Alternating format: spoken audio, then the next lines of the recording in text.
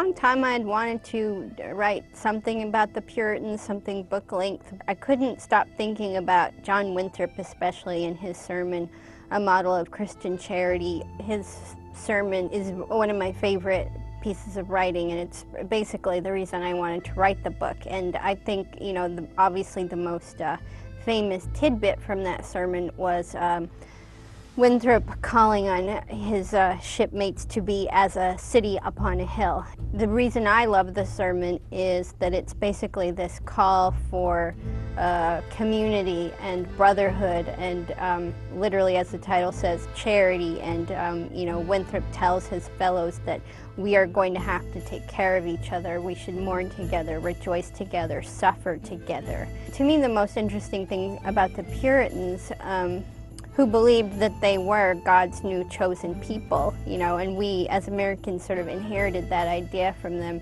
But the Puritans also just had this sense of wrath and reckoning and worry that they would fail their God.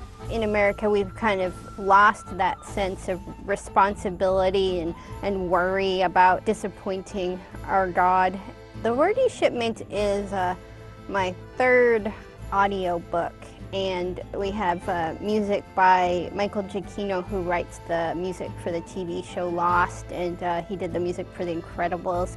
I also like, especially writing about history, to get some great actors to be the voices of those historical figures. So in this book, we have John Winthrop is voiced by Campbell Scott, who's, you know, a really great actor. And then for Roger Williams, we have Peter Dinklage, who has this like beautiful, low, deep voice, and even though Williams can be a little kooky sometimes, I really respect him as a thinker. Roger Williams' friendship with John Winthrop was one of the reasons I wanted to write the book. And you know, John Winthrop was the governor of Massachusetts, and as such, one of the magistrates who kicked Roger Williams out of Massachusetts for his, you know, heretical ravings. Someone warns Roger Williams, if you want to stay in America, you need to leave. Just get out of Massachusetts. And the person who warned Roger Williams to leave was John Winthrop, the person who officially banished him.